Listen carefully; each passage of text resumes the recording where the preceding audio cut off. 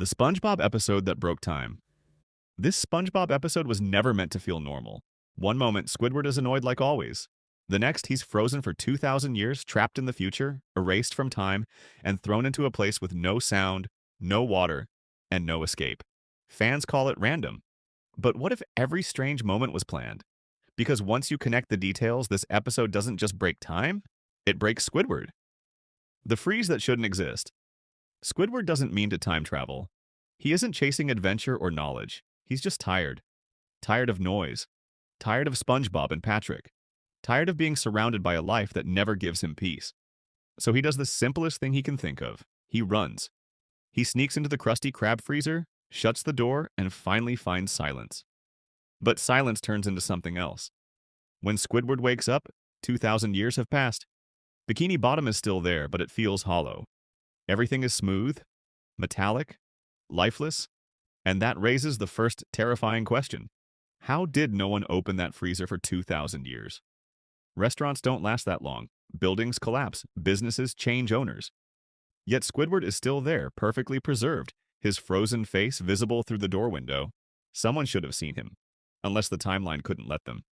Because if Squidward had been released early, none of what comes next could happen. The future he wakes up in depends on him being trapped. His suffering isn't an accident. It's a requirement.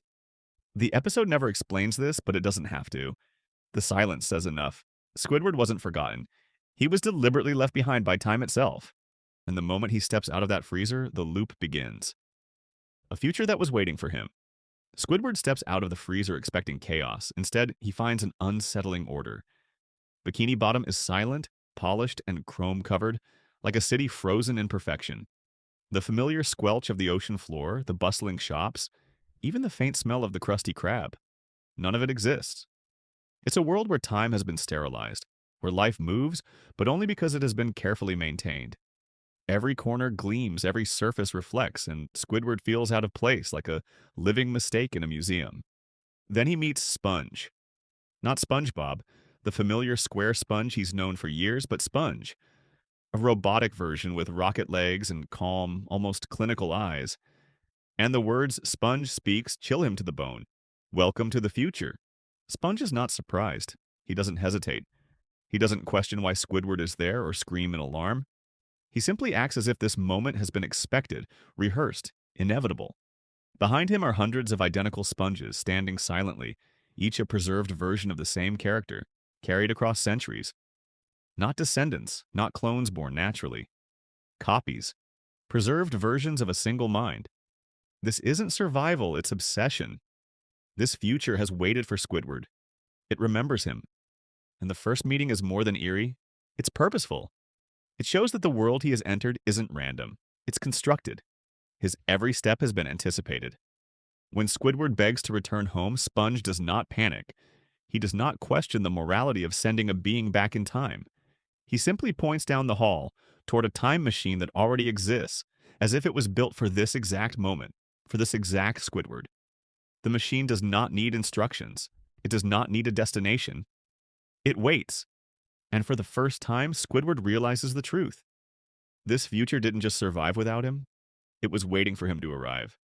The unsettling calm of this world isn't relief. It's a trap.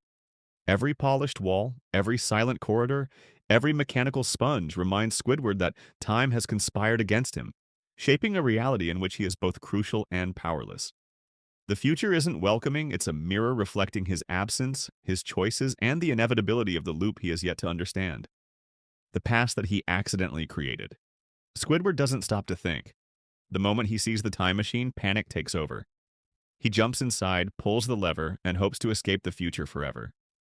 But instead of going home, he overshoots. The world snaps backward, colors flash, and Squidward crashes into a prehistoric Bikini Bottom. No buildings, no roads, just raw ocean floor. And standing there are caveman versions of SpongeBob and Patrick, smiling like nothing is wrong. At first, Squidward tries to blend in, but frustration takes control. In a moment of anger, he grabs a jellyfish and swings it around, using it like a net. The cavemen copy him instantly. Without realizing it, Squidward teaches them jellyfishing. This matters more than it seems. Jellyfishing becomes one of Bikini Bottom's oldest traditions, even though Squidward only learned it from the future. There is no beginning, no inventor, except him. That's the paradox. Squidward hates jellyfishing, yet he's the reason it exists. The thing that annoys him for his entire life was created by his own attempt to escape. And when SpongeBob and Patrick turn wild and chase him, Squidward panics again, smashing the time machine's lever. Time doesn't move forward or backward anymore, it breaks. And Squidward is thrown somewhere worse than the past, or the future. The place that isn't anywhere. When Squidward breaks the time machine, he doesn't land in another era. He doesn't fall into the past or the future. He lands in nothing. A white space with no walls, no water, no sound. The ocean is gone, the rules are gone. For the first time in the entire series, SpongeBob's world stops feeling underwater at all. At first, Squidward likes it. No SpongeBob, no Patrick, no noise, just silence. He speaks and his voice echoes back to him. Alone, alone, alone. But the longer he stays, the echoes change. His words repeat, then overlap, then glitch. It's like the space is breaking his thoughts apart, or worse, reflecting them back at him. There are floating shapes in the distance, colors with no form. They don't belong to any place in Bikini Bottom. They feel like fragments, broken pieces of time that no longer fit anywhere. Squidward starts to panic. The silence he wanted becomes unbearable. Without others around him, there's nothing left to define who he is. And that's when the truth hits him. Being alone isn't peace, it's erasure. Desperate, Squidward screams for the time machine to come back. He doesn't pull a lever. He doesn't choose a destination. He just begs. And somehow, the machine listens. The loop closes.